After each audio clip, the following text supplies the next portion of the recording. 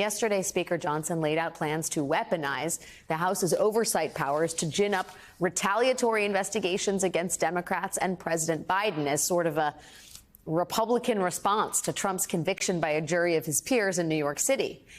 And you can bet a good chunk of those investigations will probably come out of the House's Republican-led Committee on the Weaponization of the Federal Government. Again, every Republican allegation here is actually a confession. But what makes all of this so much worse is that these revenge fantasies aren't just coming from Speaker Johnson and his fellow Republicans in the wackadoo House conference. This is where the whole party is. The GOP is the party of vengeance. Joining me now is Massachusetts Senator, Democrat Elizabeth Warren. Senator Warren, thank you so much for being here.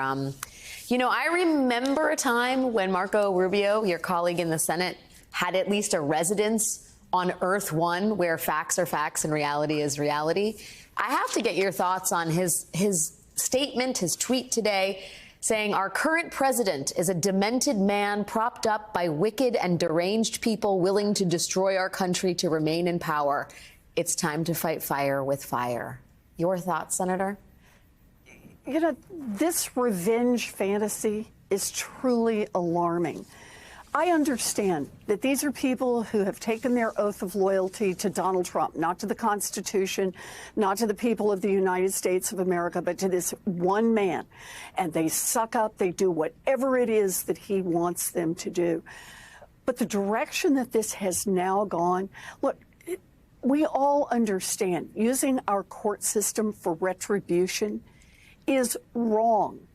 And there is absolutely zero evidence that the 34 felony convictions against Donald Trump had anything to do with political retribution. And yet the Republicans in this fevered moment have decided that the only way they can explain that their candidate is a convicted felon. Can I say that again?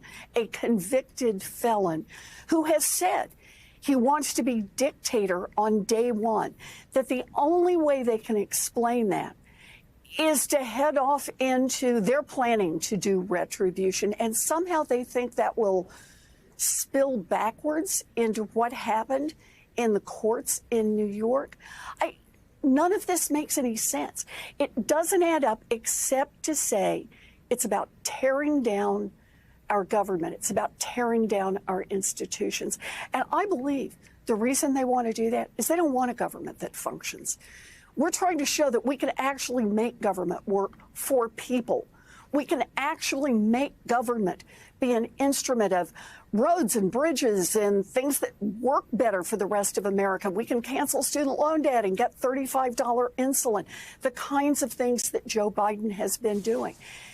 What these Republicans want is they just want to use government for power, for Donald Trump and for themselves. And that is truly a threat to our democracy.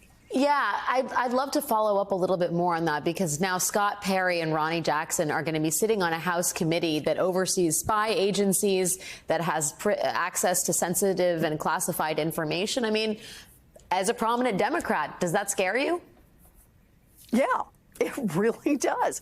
I am alarmed by every step they're taking and by the fact that people who are less and less attached to reality are moving into ever more powerful positions in the House of Representatives. And I worry that we're getting some evidence that the Senate doesn't, on the Republican side, doesn't look like it's far behind. This is an alarming moment. 5 months from today, we'll have an election.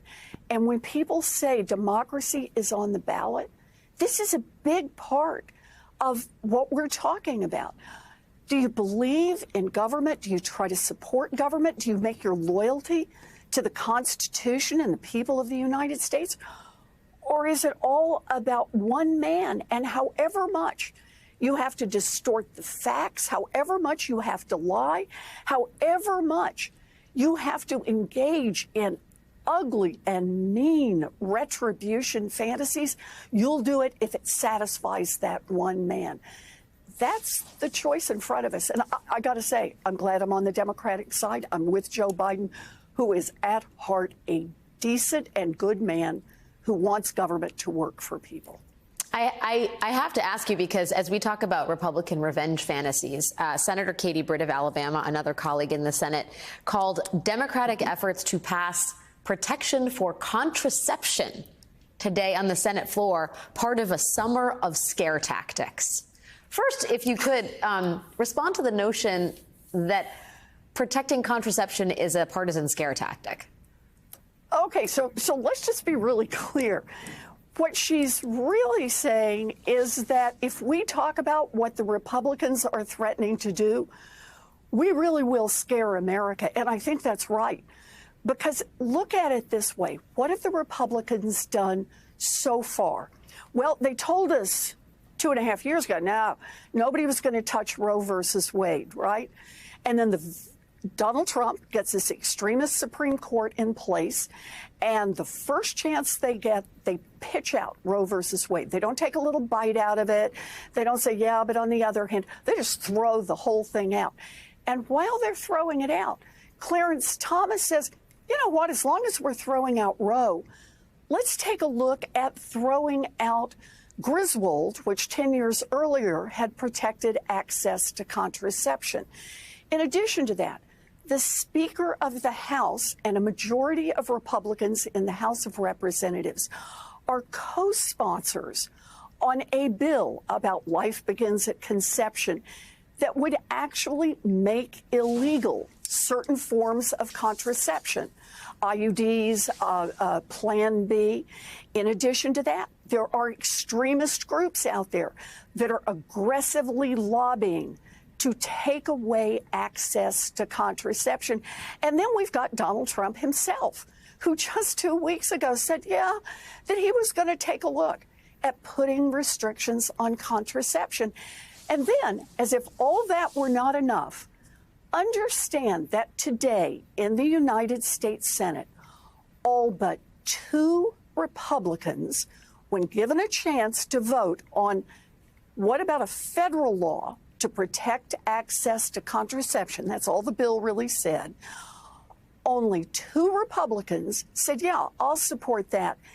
The rest of them either voted no or ran for the hills so that they wouldn't have to say in public how they feel about taking away access to contraception.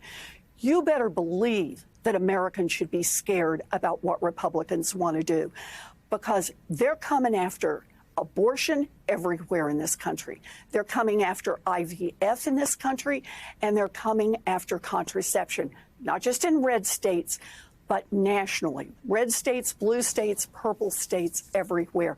It's an extremist agenda, and America should be alarmed.